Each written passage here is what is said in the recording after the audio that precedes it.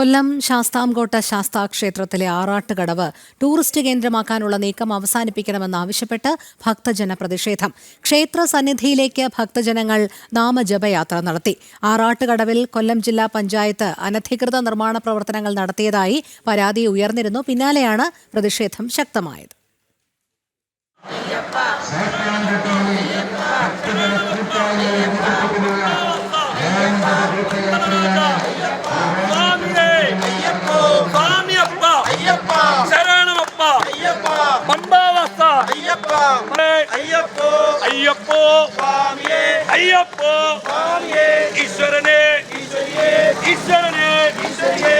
നിരവധി ഭക്തർ ശരണമന്ത്രധ്വനികൾ ഉയർത്തി ശാസ്താംകോട്ട ശ്രീധർമ്മശാസ്താ ക്ഷേത്രത്തിലേക്ക് നടന്നു നീങ്ങി.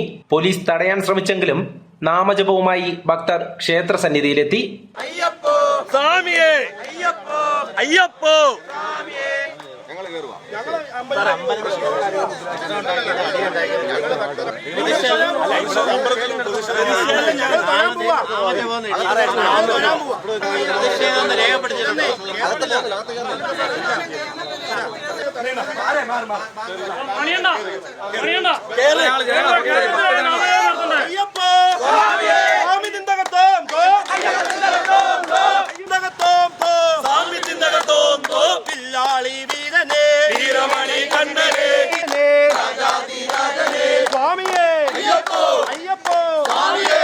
CPM ഭരിക്കുന്ന ജില്ലാ പഞ്ചായത്തിന്റെ നേതൃത്വത്തിലാണ് ക്ഷേത്രത്തിന്റെ ആറാട്ടുകടവിൽ ഓപ്പൺ ഓഡിറ്റോറിയവും ഇരിപ്പിടങ്ങളും അടക്കം നിർമ്മിച്ചത്.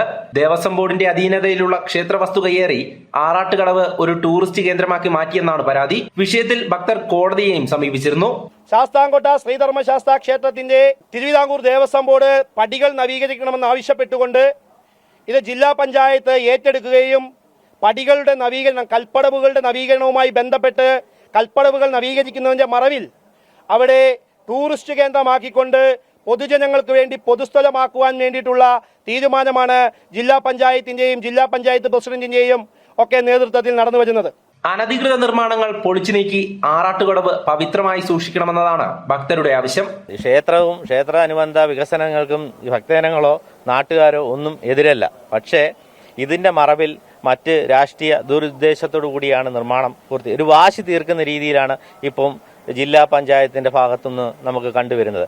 ക്ഷേത്രത്തിനും അതും ഭക്തജനങ്ങൾക്ക് ഗുണകരമായിട്ടുള്ള രീതിയിലാണ് ചെയ്യുന്നെങ്കിൽ അതിന് യാതൊരു തടസ്സവുമില്ല. വിവിധ ഹൈന്ദവ സംഘടനാ നേതാക്കൾ നാമജപയാത്രയ്ക്ക് നേതൃത്വം നൽകി. ഭക്തജനങ്ങളുടെ ഒരു പൊതുവികാരം ഉണർത്താൻ വേണ്ടി ഒരു പ്രാരംഭ നാമജപ യാത്രയാണ് ഇവിടെ നടന്നത്.